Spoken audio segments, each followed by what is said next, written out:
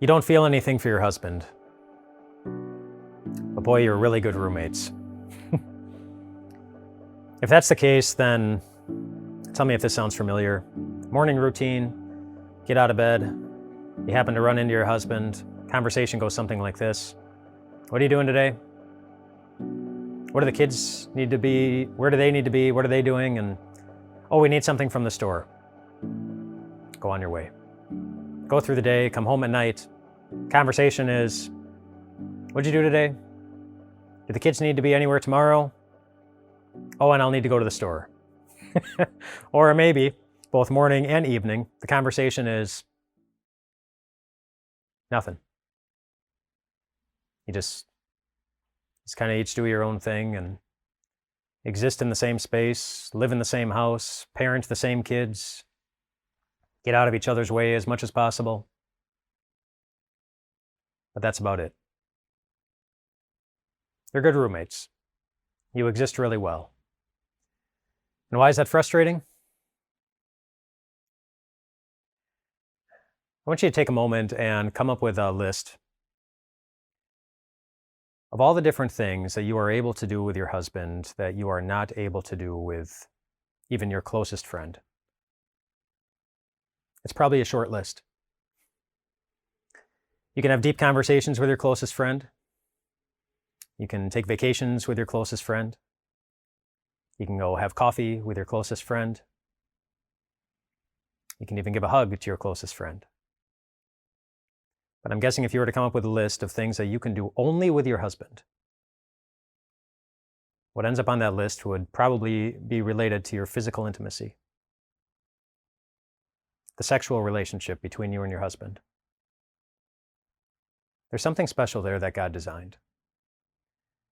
And I think it's why the Apostle Paul wrote what he did in 1 Corinthians chapter 7, when he says this. He said, each man should have sexual relations with his own wife, and each woman with her own husband. The husband should fulfill his marital duty to his wife, and likewise the wife to her husband. The wife does not have authority over her own body, but yields it to her husband. In the same way, the husband does not have authority over his own body, but yields it to his wife. Do not deprive each other, except perhaps by mutual consent and for a time, so that you may devote yourselves to prayer. But then come together again, so that Satan will not tempt you because of your lack of self-control. I say this as a concession, not as a command. And so he's not commanding you to have sex with your husband, but he's really strongly urging you to on a pretty regular basis, because there are very few things that you can do with your husband that make you feel like husband and wife. Very few things you can do that make you feel like that better than sexual intimacy can. And why is that? I want you to think of something else. I want you to come up with an explanation for why God created sex the way he did. Like, why did God create sex? And your first answer might be, well, to have kids. You can't have kids without having sex with someone. That's very true. But really, God could have invented any way to have children. He could have said, if you as a husband and wife would like to become pregnant, then on the 10th day of the 3rd month, go outside, look up at the moon, and have your husband tickle your armpit. And you will become pregnant. Could have said, if you and your spouse would like to become pregnant, then on the 23rd day of the 7th month, you must both sit down facing one another and have a staring contest. And when somebody finally blinks, you're pregnant. Something like that. But he didn't do any of those things. Instead, he created this incredibly intimate act that literally brings you closer to any human being than you will ever be to any other. Like, so close that the Bible describes that act as you being one flesh. That if somebody were looking at the two of you from the outside looking in, it would look like you were just one piece of human flesh, just united. But of course, that's the special thing about it. Nobody else gets to see it. Nobody else gets to look in on it. It's just the two of you, completely vulnerable with another human being, with one another.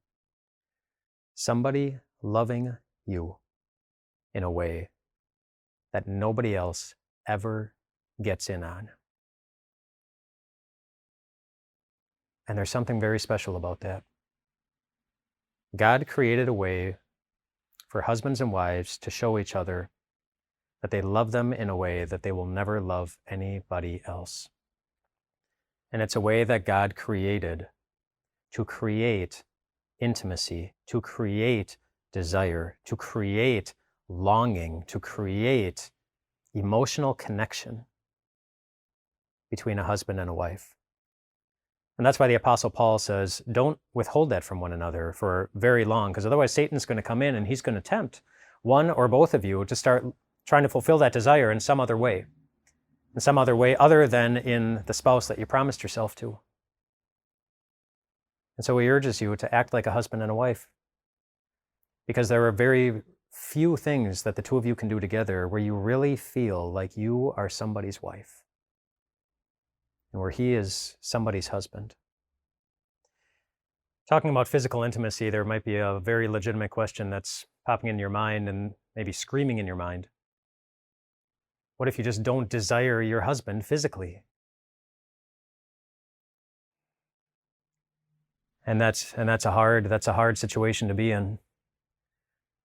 I'll state one biological principle of the average men and women, and then just some practical advice about how to deal with that. Just related to physical and emotional intimacy. As a woman, it's likely that in order to feel the desire to be physically intimate with your husband, you first need you first need the emotional intimacy to be built up. You need him to show you that he's thinking about you, that he cares about you, that you are on his mind, that he has your back, that he desires you. In all these different ways, before he expects to receive anything, you want that emotional intimacy built up in order, and then once it is, then you will often feel the desire to be physically intimate with him. That makes sense to you. For men, it's the opposite. Is that men, in order to feel emotionally intimate with somebody, they first often need to feel physically intimate with them. Is that they look for the physical intimacy in order to feel emotionally intimate. And so God created this, it seems to be far too complex way of creating intimacy between a man and a woman, where the one thing that you are looking for is something that he's not good naturally at giving, and the one thing that he's looking for is something that you often don't feel like giving until he's done his part, and that can create a lot of conflict. It's important to recognize that difference in how the average male and average female brains are wired, just to know that that's how he's looking at things. And I would encourage you, if there's some disconnect there, especially if there's a major disconnect, number one, to talk to him about it. Be honest with him, be loving, understanding where his mind is very naturally coming from. Just tell him where you are honestly coming from, because he doesn't see life the same way that you do, and he needs to understand where you're coming from.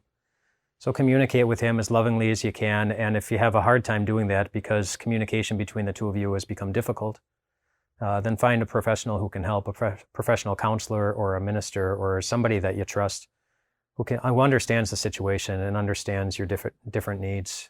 And then even if you get to that point, and I hope you do, just be patient, because there is so much to learn. There's so much to learn about one another, so much he needs to learn about you, so much you'll need to discover about him. And just understand that it's a journey, and it's a journey on which you are never alone, that God understands how hard these things are. He's the one who wired you the beautiful way that you are. And he has every intention of being there for you in all things, even this. And this is just scratching the surface on this topic, I know that.